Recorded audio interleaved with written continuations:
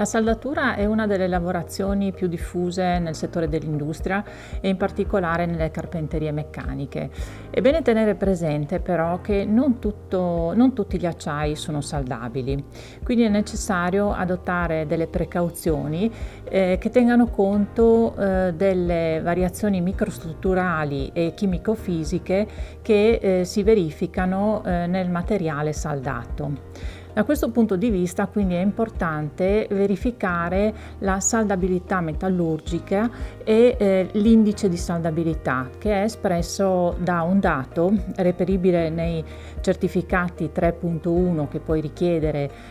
all'atto della richiesta del tuo materiale, e in questi certificati appunto puoi verificare il dato del carbonio equivalente che in funzione del valore che viene riportato esprime la saldabilità del materiale. Quindi, scendendo poi nel dettaglio, se il valore del carbonio equivalente è inferiore allo 0,30 significa che l'acciaio che tu hai acquistato può essere sottoposto a lavori di saldatura.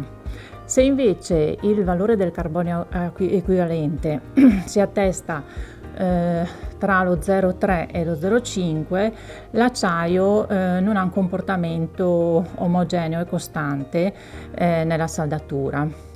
Per valori al di sopra dello 0,5 è sconsigliabile sottoporre l'acciaio, quel tipo di acciaio, a saldatura, perché è molto probabile che la saldatura poi non tenga. Al di là di queste indicazioni specifiche, quello che vorrei raccomandarti è di indicare al tuo fornitore quali sono le lavorazioni a cui sottoporrai l'acciaio che acquisti,